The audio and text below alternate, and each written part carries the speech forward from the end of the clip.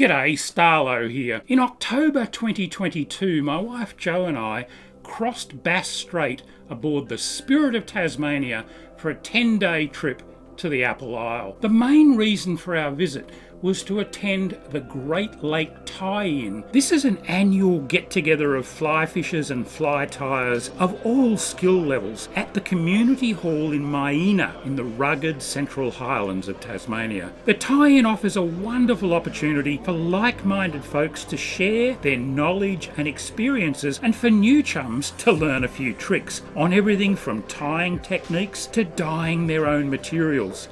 Some great fly patterns are produced, and there's even a fly tying competition for the Graham Blight Trophy. Of course, as well as the tie-in, Jo and I were also in Tasmania for some fishing. In particular, we wanted to hook up with some members of Trout Guides and Lodges Tasmania, better known as TGALT. We wanted to experience firsthand what these dedicated folk can offer to angling visitors to Tasmania, whether they're there for their first trip or their 20th. The first guide that we hooked up with was Rod Turton from Trout Flat Out. Rod's based in Hobart, but he travels all over in pursuit of great fishing.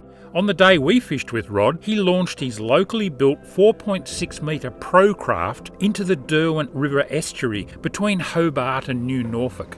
We were hoping to target some sea run or estuary dwelling brown trout and possibly some black brim. And we were full of anticipation despite the fairly ordinary weather. It was cold, raining intermittently and windy, but Rod remained quietly optimistic of finding us a few fish. While fly fishing is Rod's passion, he's also a keen lure fisher, and we'd opted to throw lures today. The shoreline along this upper tidal stretch of the Derwent is largely undeveloped and very pretty. It also offers plenty of fish holding habitat, and we were there at the tail end of the annual whitebait run. Prime time for sea run trout. They'll be hunting along here looking for little pods of whitebait. The whitebait tend to hug the edges for protection. Sure enough, within about a dozen casts, I found myself hooked up to something lively on my dark, hard-bodied minnow. A black lure, eh?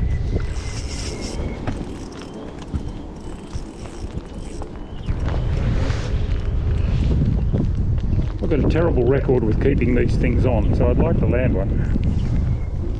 Nice one too. I'd hooked a few sea runners in the Derwent over the years, but they'd all managed to get away. Maybe this would be the one that stuck.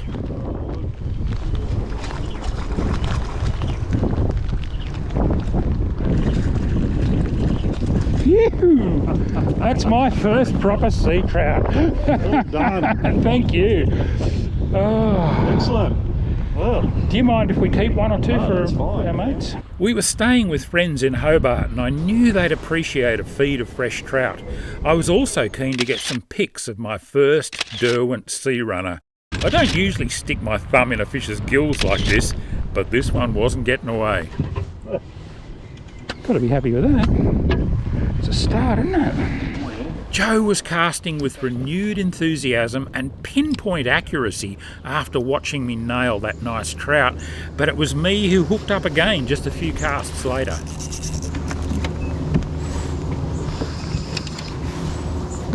It's a brim. That was on a fairly quick retrieve too. Well, there you go, now you've done the brim and the sea runner. we've got the target species. Yeah. Wow, I would have picked that as a trout for sure. Thanks, mate.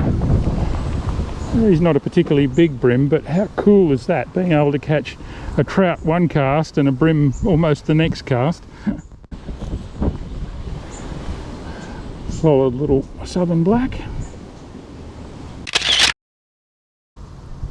Off you go, mate. All right. I know Jo's getting serious and a bit competitive when she goes quiet, and sure enough... Yes, Jo's on. Tiniest fish in the world. Little salmon trout, a little salmon, Aussie salmon.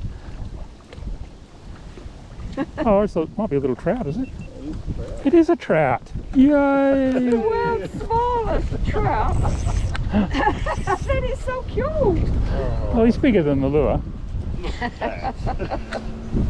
Hold him up for me when you get a chance. It was hardly a strike, it was just continue rolling and pull the rod a little bit faster, really, because he came from behind. Yeah, little beauty, isn't he? We were on a roll now, and after snapping a photo of Joe's tiddler trout, I was on again. Oh yes, that's a good fish. That's a good trout.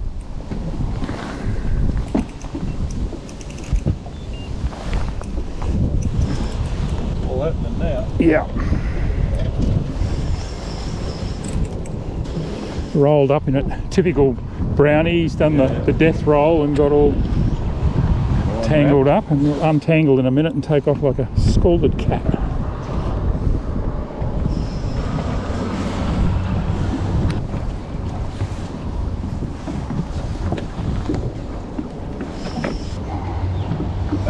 Thanks, mate.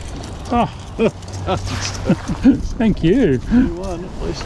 We're all on the board. My second sea runner in just a few minutes. I was stoked. There we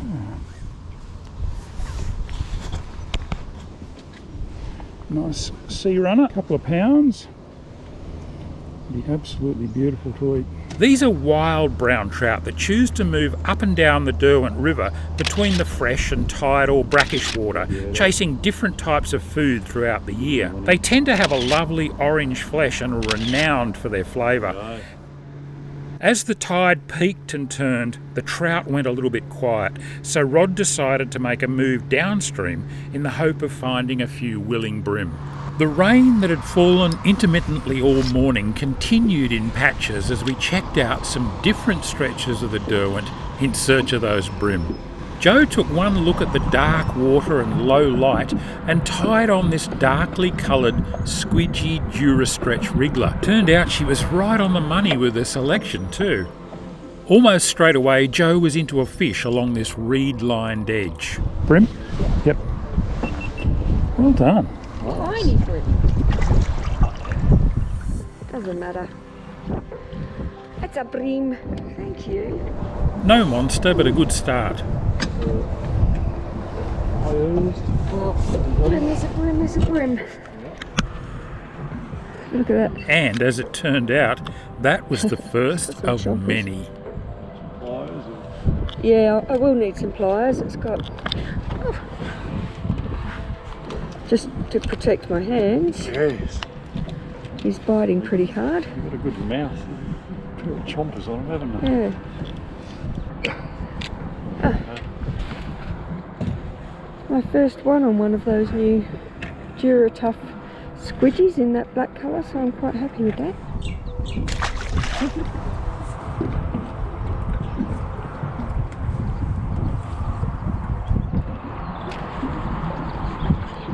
Yep.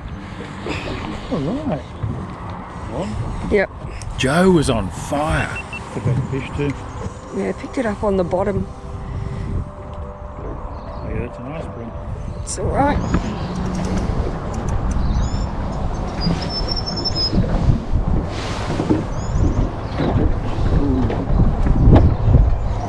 Here he comes. Oh, well done. Lift him up. Nice one.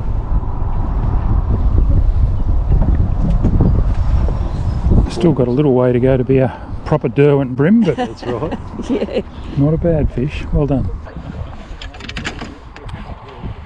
I was doing my best to fool a bream as well, but it was Jo who kept pinning them. She had it wired. Rod and I were pretty impressed. Number one bream. Angle of the day. This one might be a better one. This is a better one.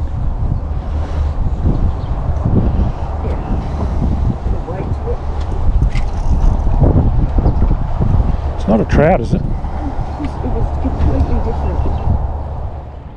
Hit on the drop.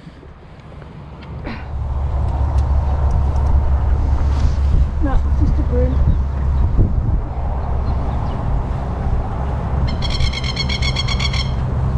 Watch your balance here as I come forward to net it. Yep. Ooh. He's a bit better. Oh, whoa. He's not ready yet. Yeah, he's a little bit better. Yeah, there you go. That is a good one. That was more like it. The Derwent's renowned for big bream, and this one was starting to edge into that class. Yep. He's a good length. Skinny. Blue lips. Yep, there he goes. We actually lost count of how many bream Jo nailed, but suffice to say that she was in pretty good form. Looked like it was going to be a heavier one, didn't it? Yeah. Cleaner. That's a lot cleaner than that. Nice hookup. Eventually, even Jo's hot run on the bream tapered off, so we decided to pull stumps and head back to the ramp just after lunchtime. It had been a hell of a good morning, despite very average weather, well suited to ducks.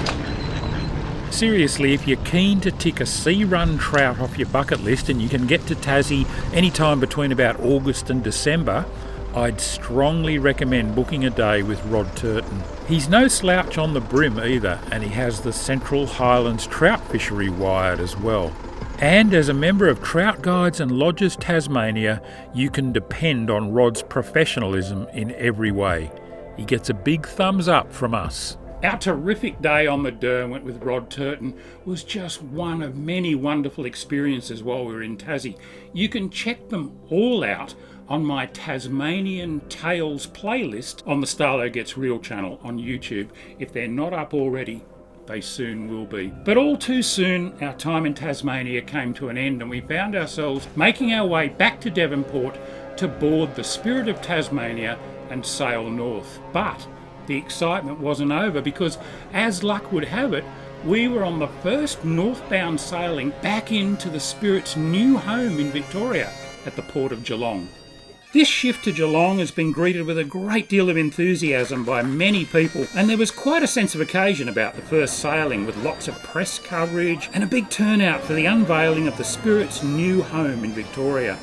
Everyone was getting in on the act, and there were lots of prizes and great giveaways, and of course plenty of politicians on hand to celebrate the momentous event and explain its importance to the crowd. Go Geelong. Today is a great day for Geelong. But the big winners here today are Tasmania, because for the first time, Tasmanians coming aboard the Spirit of Tasmania will be arriving at the cultural centre point, the true heart of the state of Victoria. Of course, everyone in this crowd knows that, but for a dodgy map, Geelong really should have been the capital of Victoria. It does deserve a rep. With the ribbon cut, the crowd poured into the new terminal for a look. This is a place that I think Jo and I will be seeing a fair bit of in coming years, because we plan to get back to Tasmania as often as we possibly can. We love it. Anyway, until next time, this is Starlo wishing you tight lines.